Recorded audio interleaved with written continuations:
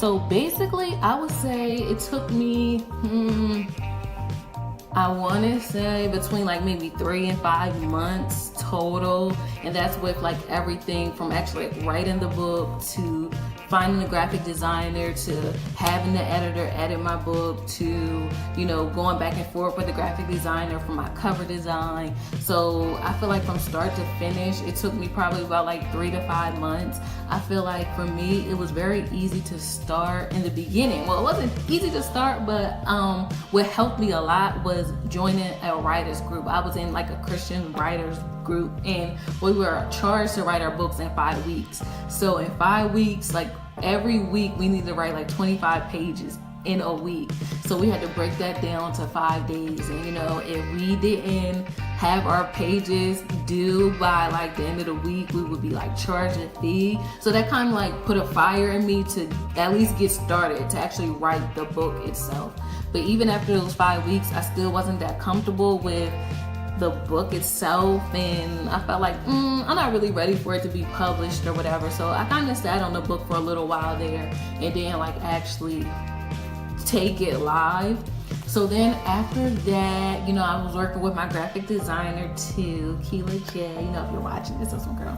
So she helped me come up with the concept of my book. And you know, of course, you know, you had to go back and forth like, I like this, can we change this? So, you know, that took some time.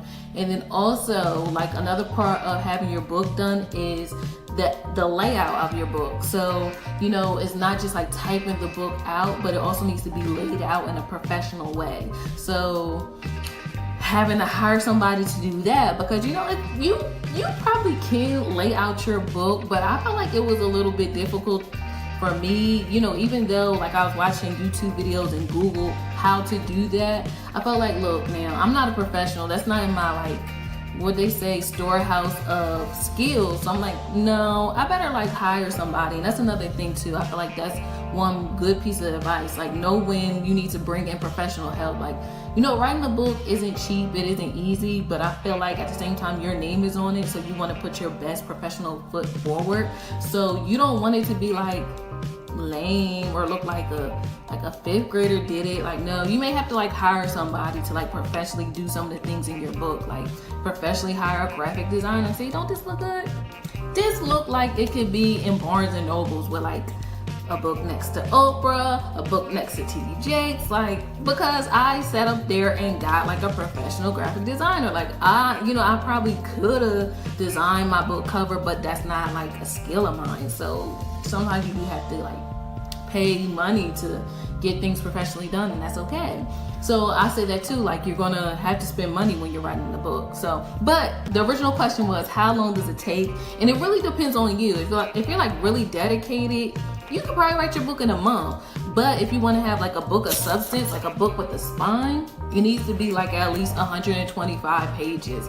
And that's like in Word document, that 8x11. And I think it's supposed to be double spaced, if I can remember. I can't really remember. I have to go back. But yeah, like 125 pages, because anything less, you'll end up with a book with a spine that's like a magazine, like really like thin and like no.